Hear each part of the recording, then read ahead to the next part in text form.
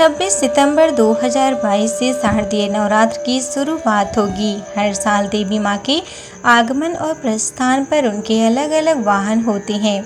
आइए जानते हैं घट स्थापना का मुहूर्त और इस बार किस पर सवार होकर आएंगी देवी दुर्गा। शारदीय नवरात्रि प्रतिपदा तिथि आरंभ 26 सितंबर 2022 को सुबह 3:24 पर माँ दुर्गा शेर की सवारी करती हैं। लेकिन शास्त्रों के अनुसार नवरात्रि में जब देवी दुर्गा कैलाश से पृथ्वीलोक पर आती हैं तो उनका वाहन अलग होता है। भक्तों के पास आने के लिए माँ जगदम्बा अलग अलग वाहनों का चुनाव करती हैं।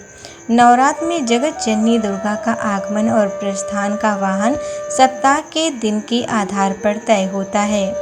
सिंह माँ दुर्गा का प्रमुख वाहन है। इसके अलावा धर्म ग्रंथों के अनुसार देवी दुर्गा हाथी, घोड़ा, नाव, पालकी पर भी सवार होती हैं। प्रत्यक्ष नवरात्रि में दिन के आधार पर वो अपने वाहन पर बैठकर आती हैं। इस साल शारदीय नवरात्रि में माता का आगमन हाथी पर होगा। मां जगदम्बे की सवारी नवरात्रि के प्रारंभ होने वाले दिन पर निर्भर करती है। जिस दिन से नवरात्रि शुरू होती है और जिस दिन मां विदा होती हैं, यानी कि नवरात्रि का आखिरी दिन तय करता है उनकी सवारी। रविवार या सोमवार से नवरात्रि प्रारंभ होती है तो मां दुर्गा हाथी पर सवार होकर आती हैं। बुधवार के दिन से नवरात्र की शुरुआत होती है तो मां नाव पर सवार होकर आती हैं। गुरुवार या शुक्रवार से नवरात्रि शुरू होने पर मां दुर्गा डोली में बैठकर आती हैं।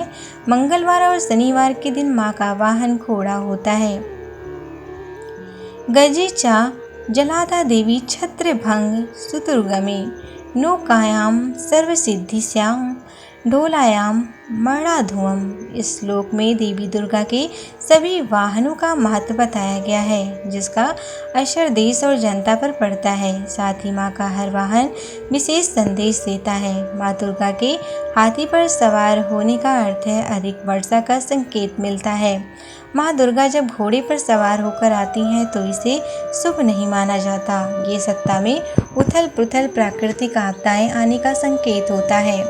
मान्यता है कि जब देवी दुर्गा का वाहन नाव होता है तो वो अपने भक्तों की सभी मनोरथ पूर्ण करती हैं। वहीं माँ की पालकी डोली पर सवार होकर आने का अर्थ महामारी की स्थिति पैदा होना या जनहानि का संकेत है।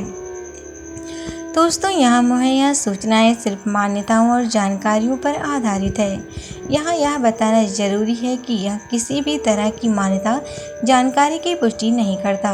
किसी भी जानकारी या मान्यता को अमल में लाने से पहले संबंधित विशेषज्ञ से सलाह लें।